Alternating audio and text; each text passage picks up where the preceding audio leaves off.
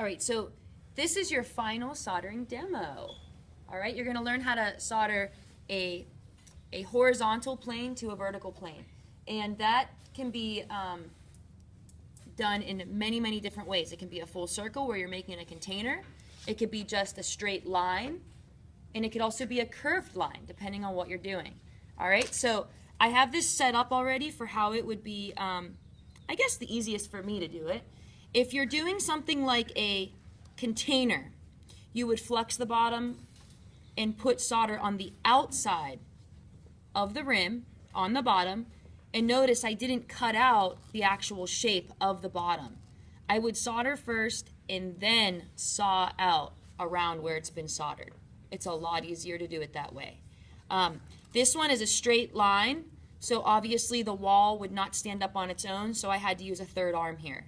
I also put the solder on the outside because maybe I'm going to cut away that area, and then I wouldn't have to file it as much, okay? It makes more sense to put something on the outside than the inside because think about it, if the solder goes everywhere and you have the solder on the inside, how are you going to clean that up? You're going to have solder blobs everywhere, and it's going to be really hard to do. So this is usually the most feasible way to set something up. Okay, so can I have a... Thank you. So I'm going to do this wall one first, and you're going to see how I set it up. So underneath here, you're going to notice I set up my little grill. I put little pieces of steel wire underneath there to elevate it so that we can get some convection heating going on here. You're going to focus most of your heat on the bottom piece as usual because it's bigger. Your solder's going to kind of pop up, and I've spaced it out like a dotted line on a row, just like usual. If the solder moves, wait till the flux gets clear.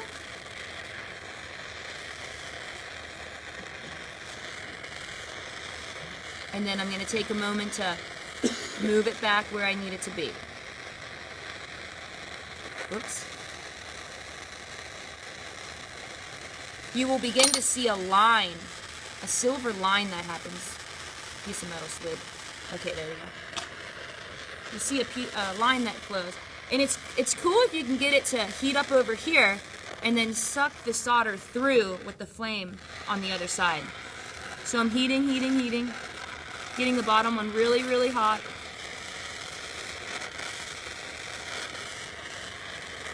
And I'm going to really, really concentrate on, see it?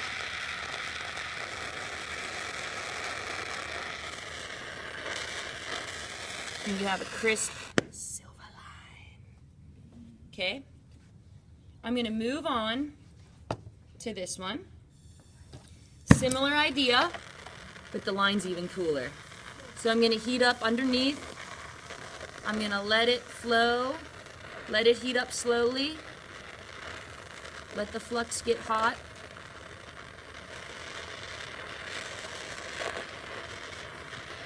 And then I'm going to poke around and make sure that the solder's against the rim where I need it to be. If it's moved, I can just kind of push it along there.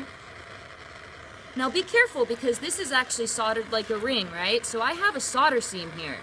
I don't really want that to melt again. It's possible. I've used hard solder on that, so reasonably I should have used medium down here. You can get away with using hard, but the step below is always is a little more safe. So as I'm moving this along, I'm focusing all of my heat on the bottom because that rim's just getting hot naturally. So see it go?